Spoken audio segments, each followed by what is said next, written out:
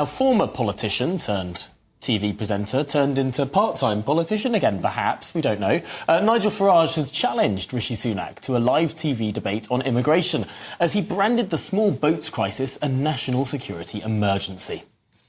Yes, in an article for The Telegraph, he accused the Prime Minister of calling the snap election because he knew his plan to deport migrants to Rwanda simply would not work.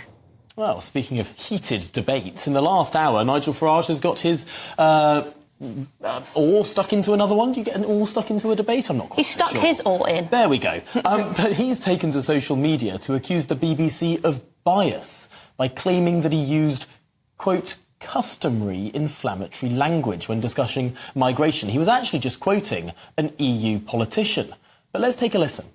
About the wave of, and I'm using his words, not mine, aggressive young males that are coming into Poland, having crossed the Mediterranean, and he has said that this is now a matter of national security. Nigel Farage with his customary inflammatory language there at a Reform UK press conference. He declined to stand for a seat, but we will have more.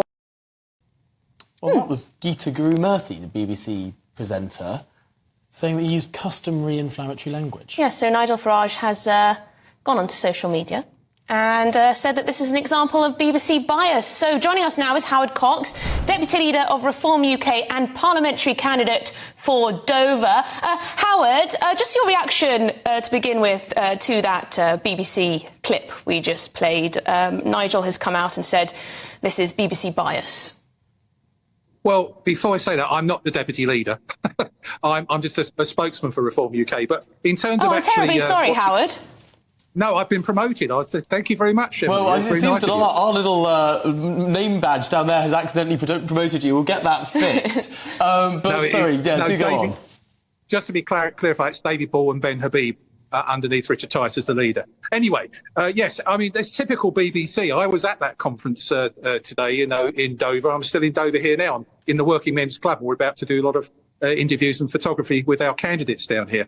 No, it's typical BBC. They can't actually rest. They just simply don't like Nigel Farage. And, they use the word customary. It's not necessary. Let's talk about what's happening. This immigration and all the issues that are happening in this country is really impacting on everyone's lives. The cost of living, the whole aspect regarding immigration needs to be addressed. And at the moment, the elephant in the room continues to be brushed under the carpet by Labour and the Tories. Well, what the BBC might say to that, Howard, is that Nigel Farage is known as a controversial politician. He does speak in a way that perhaps some other politicians don't. And perhaps it's true that the language that he was quoting there from Donald Tusk, the Prime Minister of Poland, former EU Council President, perhaps that was inflammatory language, and perhaps it was right for the BBC to point that out. Yeah, but they don't need to do in his customary methodology of speaking. It's wrong. I mean, Nigel, you know Nigel better than anyone at GB News, and he's a guy that's passionate and cares about things. He's the most influential politician of the last 20 years, and I wouldn't be in Reform UK if he'd left the party. I would definitely not be in Reform. He's an inspiration and an incredible icon for me, and I do get very angry with the way that certain parts of the media attack him. And Howard, just moving on to the Reform UK's general campaign, how are they doing in terms of candidates? Because I know there were some gaps. Yeah, I think we got less gaps than the Tories. I think they're missing about 200 seats at the moment in terms of trying to fill. We've got 800 people on our list, and we're going to stand in 630 of them, except Northern Ireland.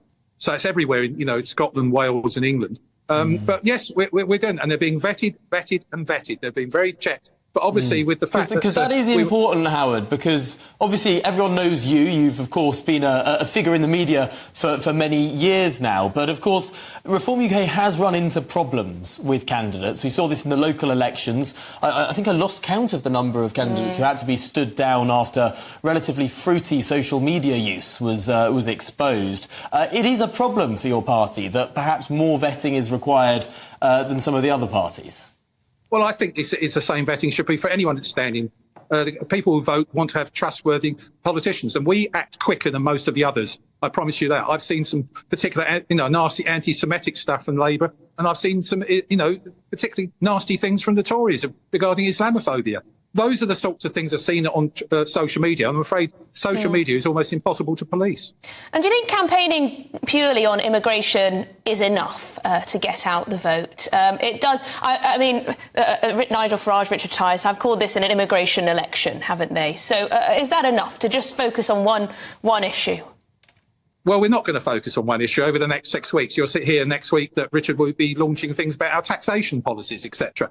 Very much. I mean, I've standing, when I stood in London as London Mayor, which obviously I was unsuccessful, I stood on the fact of, a lot of things to do with roads like ULEZ, etc. And then we talked about things like tripling the number of policemen to make people see, visible policing on the streets. And the third thing was affordable housing. All of those are in the contract with the people that Reform UK has. And I really implore people to read it. I think you'll find a lot of people have come across once they read our policies. Well, Howard Cox, former London mayoral candidate, now parliamentary candidate for Dover for Reform UK. Thank you for your time. We'll let you get back to the candidate meeting you have there.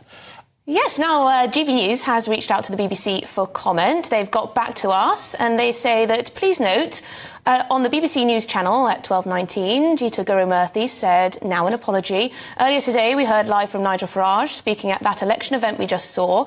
When we came away from his live speech, I used language to describe it, which didn't meet the BBC's editorial standards on impartiality. She goes on, I'd like to apologise to Mr Farage and viewers for this. Wow.